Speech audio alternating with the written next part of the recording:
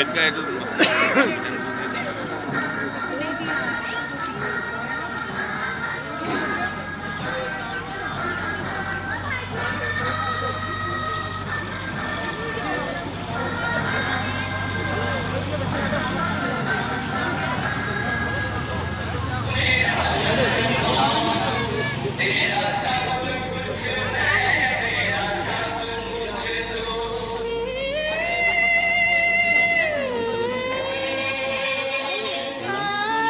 মনোৰঞ্জন ভাগত এতিয়া শুনিবি কি কৈছে।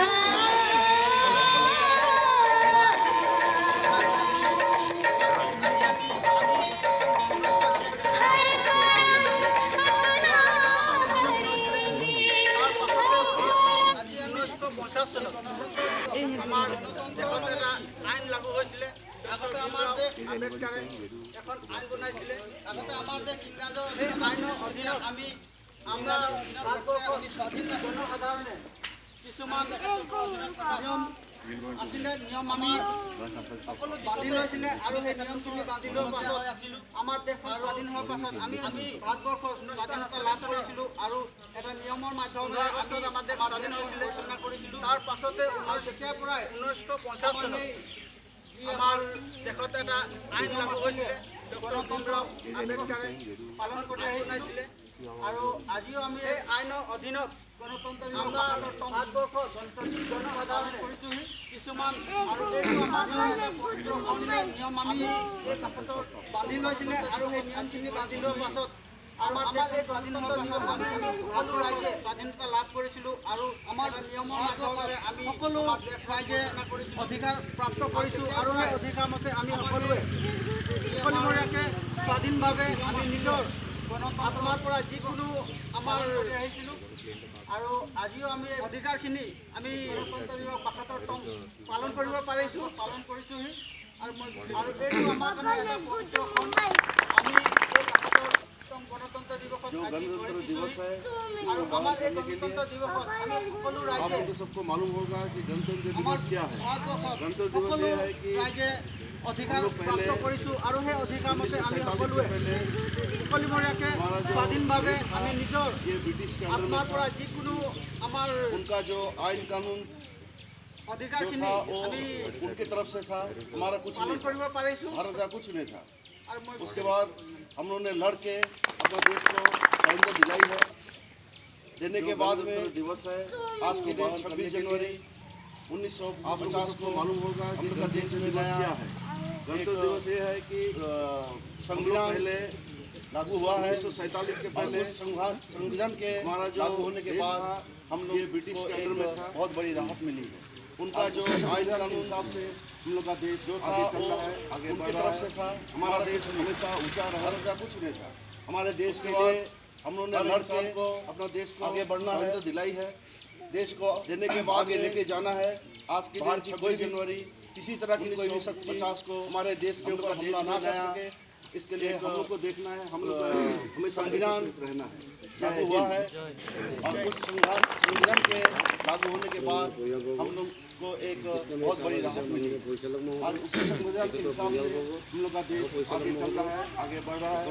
हमारा देश हमेशा ऊंचा रहे। हमारे देश के लिए हर इंसान को आगे बढ़ना है, देश को आगे लेके जाना है। बाहर की कोई भी किसी तरह की कोई भी शक्ति हमारे देश के ऊपर हमला ना कर सके, इसके लिए हम लोग को देखना है। हम लोग को हमेशा एकत्र गणराज्य दिवस जय हिंद। এই শরীর উপস্থিত হয়ে বহুত আনন্দ অনুভব কৰিছোঁ। ইতিমধ্যে আমাৰ ৭৭তম গণৰাজ্য দিৱসৰ কাৰ্যসূচী ইতিমধ্যে সমাপ্ত হৈ আহিছে। কিন্তু ইয়াত আমাৰ সৰু এটা কাৰ্যসূচী থাকি গৈছে।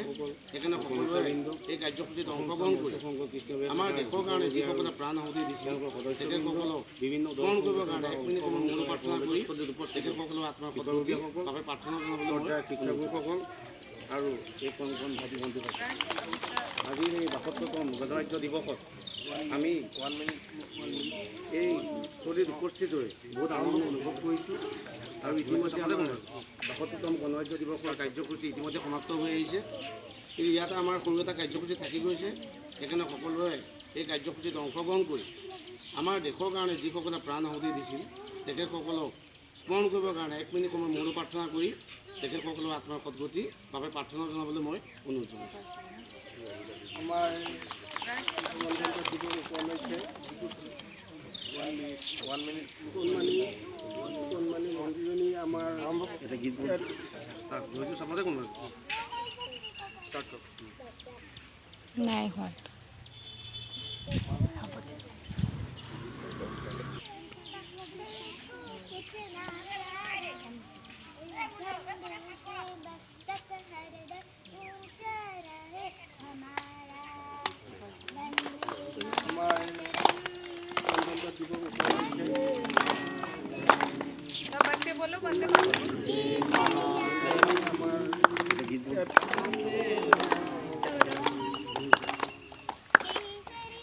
নাই হোৱা।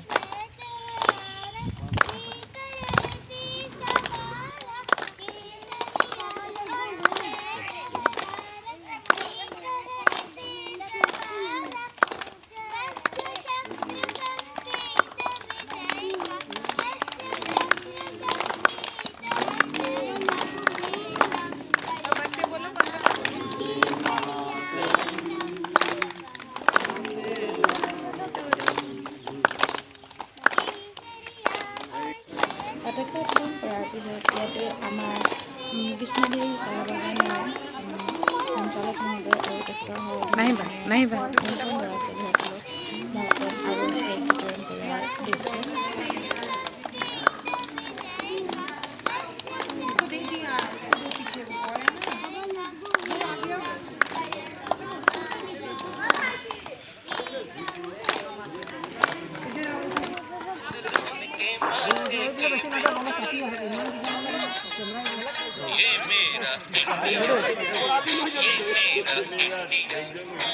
I love my India.